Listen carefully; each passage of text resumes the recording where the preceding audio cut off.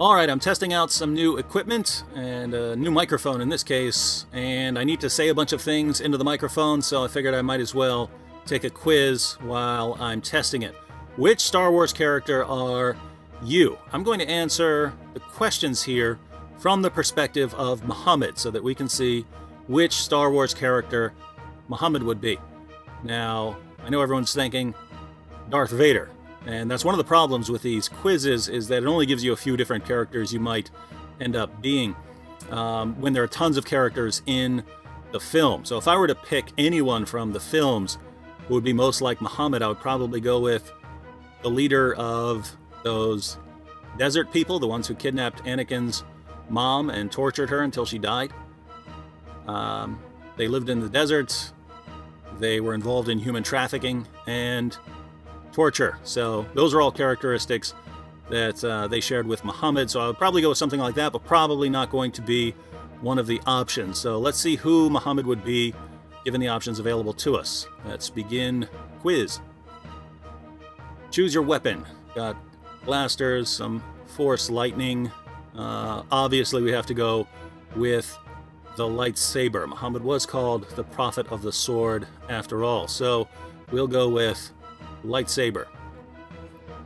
What kind of childhood did you have? I was moody and self-involved. Maybe traumatic in a way that can only be properly explained in a prequel. I have happy memories of my home planet.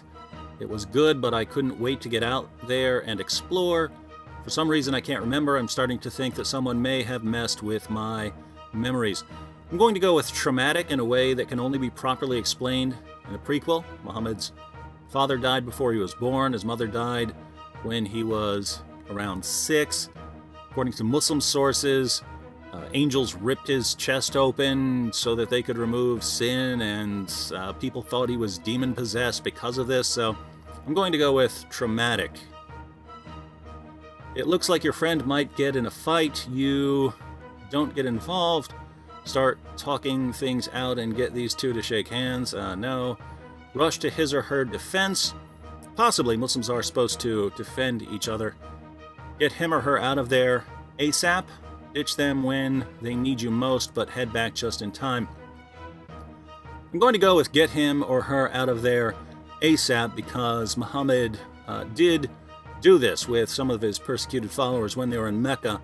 Muhammad sent some of his followers to Abyssinia to escape persecution. So we know that he would get them out of there if he could. When encountering new ideas, are you naturally inclined to be more open-minded or more skeptical? I guess that would depend on what time of Muhammad's life we're talking about. Maybe early on he might have been open-minded to new ideas. He did go against the paganism of his time.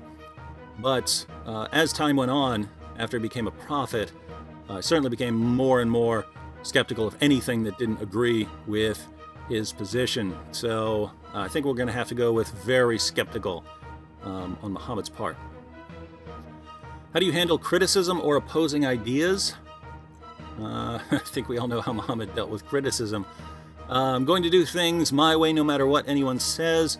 Maybe listen closely to the opposing view. This could be a learning moment. No, Muhammad not big on learning moments. I can find people's lack of faith disturbing. Now, this is the obvious Darth Vader answer, but there's really nothing that can compete with this. We know that if people lost faith in Muhammad and left Islam, Muhammad wanted them killed. If you rejected Muhammad, you had to die, unless you were a Christian or a Jew, in which you could pay jizya. But either way, you had to be subjugated. So it's literally your lack of faith that is going to get you killed. So there's a perfect Muhammad answer. We'll look at the rest just to see if there's anything else. I don't say much, but if I hear relevant information, I'll use it. Argue my case with facts and logic.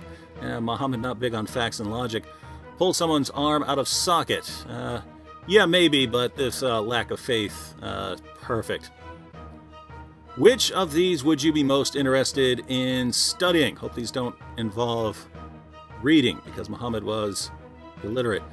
Combat tactics, that would be relevant to Muhammad. We know that he even used some interesting combat tactics, such as trench warfare and so on.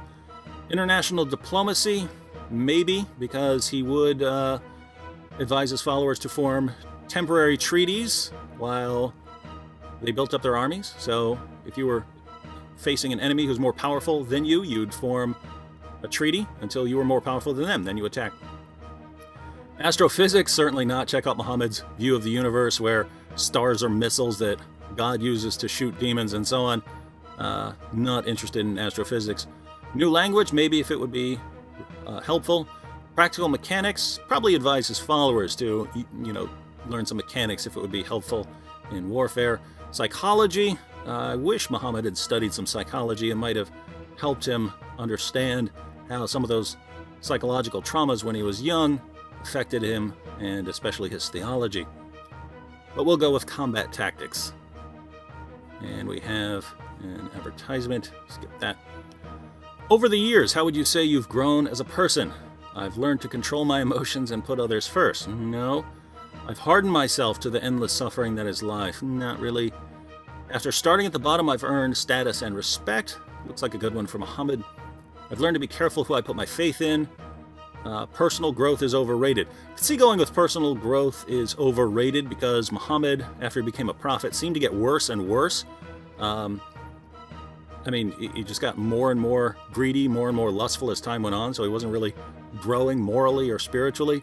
But if he were to answer this, I think he would go with, after starting at the bottom, I've earned status and respect. He started out at the bottom in the sense that, he was a caravan trader, but eventually he becomes a prophet and the most important person in the world to his followers, and the most important person in history to his followers. So I think he would say earned status and respect. And think about it, even today, Western leaders will not say a word that's critical of him. So certainly earned a lot of status and respect through what he did.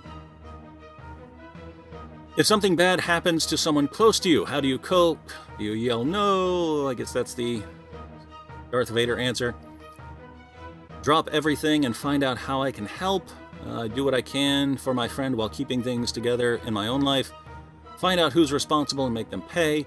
At least it didn't happen to me. Now, I can see a couple of these answers. Muhammad did lose a lot of people. He lost a lot of relatives. He lost his wife Khadija, lost several children, a lot of his followers who went out into battle. So there are several answers here. I'm going to go with find out who's responsible and make them pay. Muhammad's followers were persecuted in Mecca. They left Mecca, and Muhammad spent a lot of time getting revenge. He started off by robbing the Meccan caravans, and then that led to war, and eventually he returns and conquers Mecca. All of that so he could get the people responsible and make them pay. So he certainly focused on vengeance. Your pet is sick. I hope that pet isn't a dog, because Muhammad ordered his followers to kill dogs because an angel won't come in your house if you have a dog or a picture. Your pet is sick, some other kind of pet, I guess. You're in the middle of moving and you've got a bantha-sized pile of work to finish. How are you holding up? Better than ever. Stress puts me on my game. No. Like a Zen master, this is business as usual. No. A little out of sorts, but nothing I or my blaster can't handle. Help, I'm falling apart faster than a busted R2 unit. Muhammad did get out of sorts when things wouldn't go right, when he couldn't raise a big enough army to go and fight and so on. So we'll go with a little out of sorts, nothing I or my blaster can't handle. He would fight his way out of it with a 7th century version of a blaster. When I need to come up with the right thing to say, I tend to fall back on quippy one-liners. No. Mind-blowing wisdom? Definitely not. Relevant facts? No. Intimidation? I think we have a winner. Generally the silent type? No. Some R2 noises? We have a winner with intimidation. Muhammad believed in intimidation. Which most accurately describes your relationship with your best friend? We get in fights, but we always make up. I guess this would be Abu Bakr. We get in fights, but we always make up. No. Sure, deep bond, but people don't really get it. No. Balance of power is heavily tilted in one direction. That is a winner, unless something else comes up. We're so much alike, people sometimes get us confused. No. Friends aren't really my thing. No. It's like we could be brothers or sisters. No. The balance of power with Abu Bakr. You have Abu Bakr Muhammad goes to him and says, hey, I want your 6-year-old daughter. Abu Bakr objects. He says, no, we're brothers. And Muhammad pulls rank on him and demands his 6-year-old daughter in marriage. So that balance of power was certainly heavily tilted in Muhammad's direction. When it's time to get a job done, I never give up and always achieve what I set out to do. Maybe suppress a minor panic attack after logically examining the task at hand. Muhammad isn't examining things logically. Take my money up front, not putting my neck on the line for anyone. Crack down and get to work even if no one notices. No. I find fear and intimidation can be excellent motivators. That is a perfect answer. Fear and intimidation. Whether you're talking about Muslims or non-Muslims, Muhammad's strategy was one based on fear and intimidation. Muhammad said that he'd been made victorious with terror. So that's how he deals with unbelievers. You terrorize them, so fear. And even with his fellow Muslims, he's constantly warning them that all these different things they'll do will make Allah not love them, or will make them non-Muslims, and so they'd have to be killed. Surah 9, verse 73 declares that Muslims have to wage jihad not only against unbelievers, but also against hypocrites. So Muslims are always wondering, have we become hypocrites or have we become apostates? Very, very terrifying religion. So intimidation and fear were Muhammad's motivators. Another advertisement.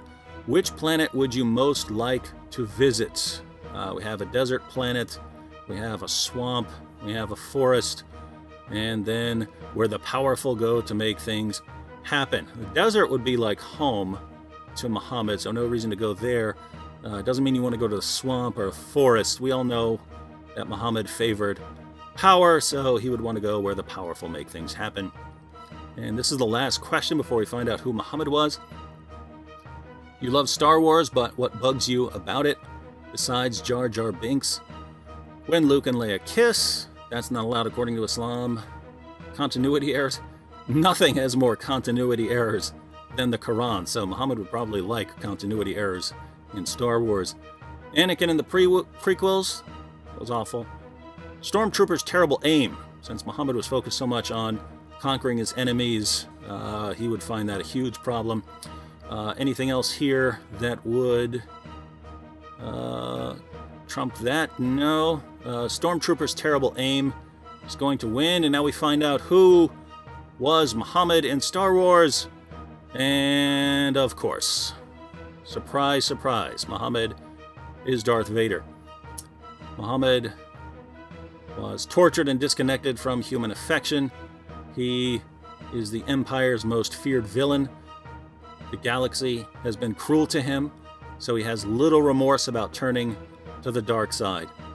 Those who doubt his powers do so at their own peril. That is perfect. I think Darth Vader is cooler than Muhammad, but as far as the options available, can't get any better a description than that for Muhammad.